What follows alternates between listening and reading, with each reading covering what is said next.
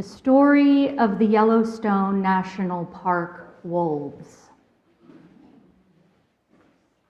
In 1926, the last wolf pack was killed in Yellowstone, following about 50 years of wolf decimation at the hands of humans. They had been mythologized as a danger to all human life and families in the area, and a menace to the settling ranchers' livestock in the West, putting in jeopardy the survival of these families, economic thriving, etc. So, begone wolves. Now, over the next 70 years, the entire Yellowstone ecosystem fell out of balance. The elk and deer population exploded, which meant an overgrazing of willows and aspens. And without those trees, beavers could no longer build their dams, so riverbanks started to erode. And without shade from these trees, water temperatures became too hot for cold water fish, and the eagles left, and on and on and on. Things became dire. And in 1995, scientists hypothesized that this might have something to do with the wolves. And to test this, they procured 14 wild wolves from Canada to slowly integrate back into Yellowstone National Park. The elk and deer populations responded immediately. Nature can be harsh, I know. Within 10 years, willows rebounded. And in 20 more years, the aspen began flourishing. Riverbanks stabilized. Beavers returned. So did the eagles. And on and on and on. I love this story. But do you notice when listening to it how easy it is to start tisk-tisking those ranchers? Bad guys in the story, right? And I'm going to ask you a hard question now. Doesn't this tisk-tisking make us just like the ranchers? The wolves are the problem. Menaces, a danger. Be gone. This story illustrates a lot of things, one of which is the ego-y operating system of humans. How we tend towards reading reality through ordered categorizing, right? Otherwise known as dualistic thinking or the binary, right? Good, bad. Us, them. Right, left. Winners, losers, male, female. Which side are you on? Only one of them is right. The wolves or the ranchers. And you can certainly see how we're swimming in this kind of thinking right now, right? Y'all are faithful to the news. Father Richard Rohr says it this way. I can't get enough of this man, so sorry, you're going to be hearing a lot of Father Richard. The dualistic mind is essentially binary, either or thinking. It knows by comparison, opposition, differentiation. It uses descriptive words like right, wrong, success, failure, etc., not realizing there may be 100 degrees between the two ends of each spectrum.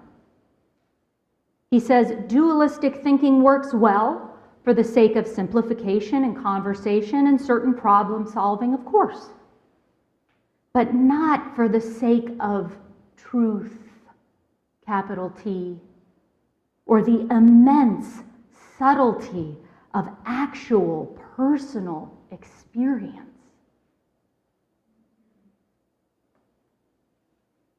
Now, I don't mean to be rude here, but this kind of thinking, it's made most of us just kind of stupid. And I said us because I'm included. It's not a really nice word, but it's true.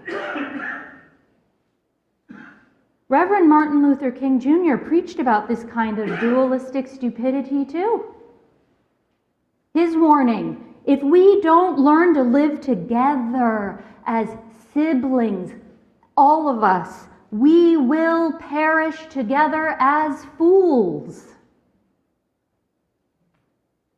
Now, having studied the theology of Reverend King, I am certain that living together as kin was not about everybody thinking and acting and believing one way. Get on the right side and all will be well. There's that dualistic thinking again. He was more interested in the depth and breadth of human experience, the wars going on deep inside where spirit meets bone, that made sense of the mess. Agape love, that was his brand of love. Beloved community, mutuality, difference and sameness working together in beautiful, messy multitude, all fueled by love and care of our neighbor in their multitudes, was his vision on the mountaintop. The 100 degrees between, the paradox that is both and. He knew that hatred couldn't exist in this kind of expanded place of love. Now, Reverend King was a Christian. His faith was the home, the guiding light behind his vision. And I also see that the purpose of authentic religion and spirituality to be the arena for this deeper and wider perception and wisdom. But sadly, a large percentage of religious people don't practice this seriously. In fact, they are rigid and narrow thinkers because of their religion. And I know I'm preaching to the choir on this one. Literally.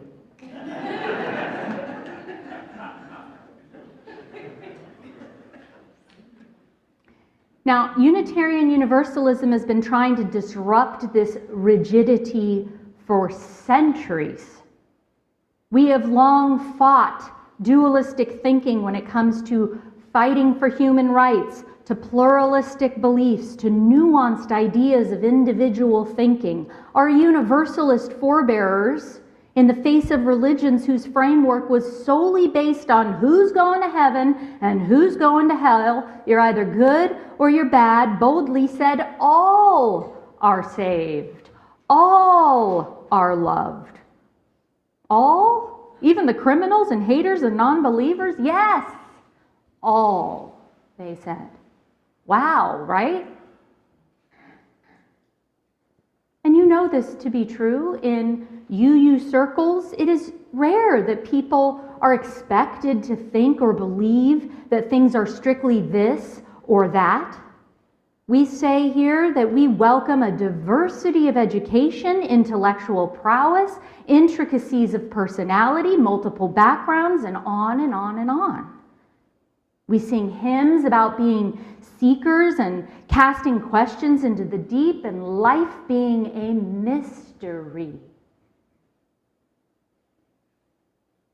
And it's somewhat amusing to think that despite mutuality and multitude and mess as our higher aspiration for living and believing, we still find ourselves as UUs struggling with fixedness.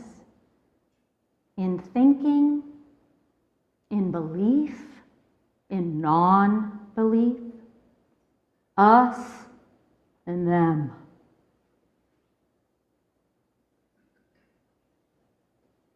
Black Elk describes in his mystic vision, also from a mountaintop, the quote is at the top of your order of service this morning, "Round about beneath me was the whole hoop of the world.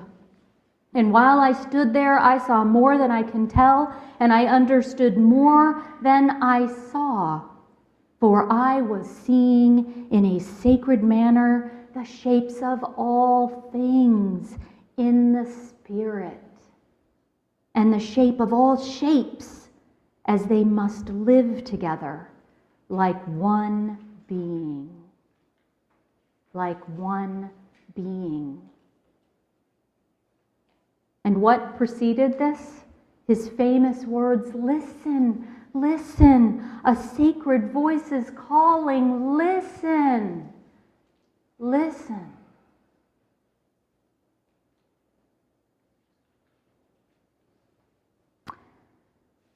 I don't know about you, but I need something bigger to help me with this kind of listening.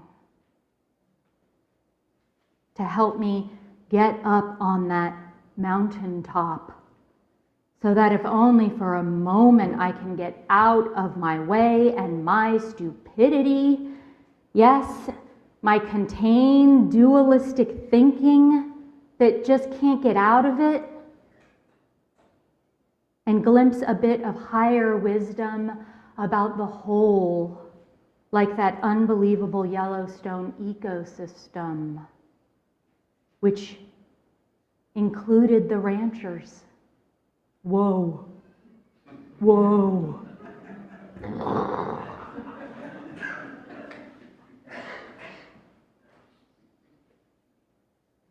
Writer Elizabeth Gilbert recently wrote this on her blog.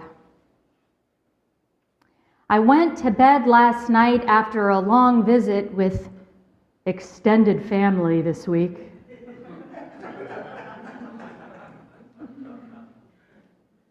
Pondering this thought. The happiest people I have ever met seem to be the ones who are capable of holding two or more completely contradictory ideas in their heads at the same time. They are able to look at a loved one and see how he is both marvelous and impossible. Neither one nor the other, but absolutely both. They are able to see their neighbors and friends as both generous and selfish in equal measure. They are able to look at a difficult situation and see that it is both painful and transformative, both a disaster and a terrific chance for a breakthrough. They are able to regard their own lives as both noble and ridiculous. They are able to see the world as both astonishingly benevolent and incredibly unjust. The happiest people I know do not cling to one side of any duality or draw firm lines in the sand. They don't render hard decisions about anything or anyone, and then try to cram reality into the small unrealistic boxes they have built for it. They don't invent storylines and then stick with that storyline no matter what may shift or change. The unhappy people, on the other hand, she writes, cannot seem to bend. While the happy ones are open to all sorts of messy contradictions and inconsistencies, the unhappy ones live in a grid of their own design, a black and white grid of insistent opinion that quickly, oh friends, that quickly becomes a prison. The happiest people of all, she says, seem able to embody a notion that her guru once said during a speech, when she'd been assaulted all day by increasingly anxious questions from seekers demanding all sorts of certainties, said, "People, let's be honest with each other. We're all adults here. It's time to face the truth. There are paradoxes."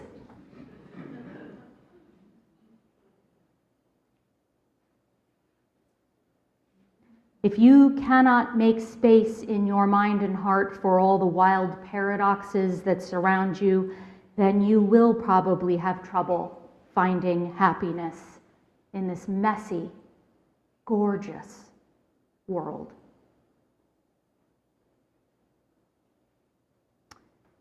She closes her piece by saying, "I walked away from my family time this week with these words in my head, this reminder: make room, and when in doubt, make even more room." My spiritual companions, I think we need to accept it, that we are the ranchers and we are the scientists. We are the wolves and we are the elk. We are the fools and we are the wise ones. We are the in and the out, the kind and the cruel, the fixed and the fluid. We are the mutuality, the multitude, the mess. We are the hoop. We are all of it, none of it. We are Joni Mitchell's song, as so beautifully sung by Jean at the top of the service. We are both sides now. We know love and we know nothing of it, and it's okay. It's okay. We have some challenging weeks ahead.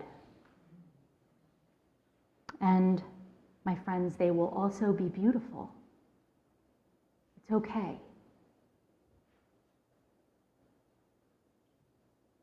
I hope that you can turn to the places in your life that teach you about mutuality and multitude and mess.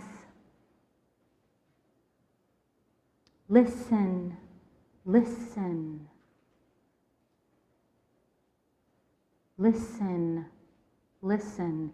And those were words that historian Ken Burns, when he was speaking to the graduating class of 2024 at Brandeis, kept saying over and over again, listen, listen, be curious, not cool, he said. Listen, listen, remember, the opposite of faith is not doubt, it is certainty.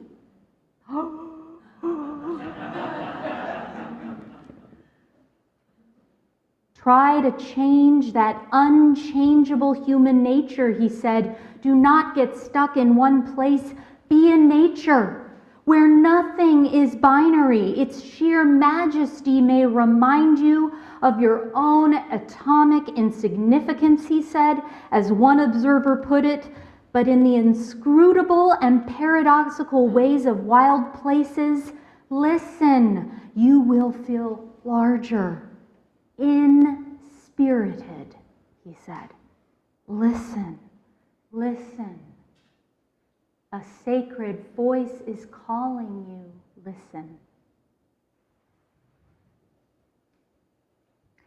I want to close by re-invoking the words of our poet today, Clothesline by Marilyn Maciel.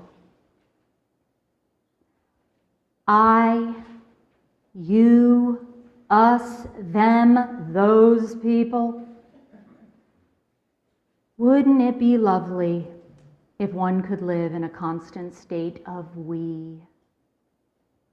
Some of the most commonplace words can be some of the biggest dividers. They? What if there was no they? What if there was only us? If words could be seen as they floated out of our mouths, would we feel no shame as they passed beyond our lips? If we were to string our words on a communal clothesline, would we feel proud as our thoughts flapped in the breeze? I believe in love. I hope our choir's singing got down into those warring places within where spirit meets bone. That is my prayer for all of us as we move through these days. Usness, we-ness, hoopness, mountaintopness, listenness, listen, listen. May it be so, and amen.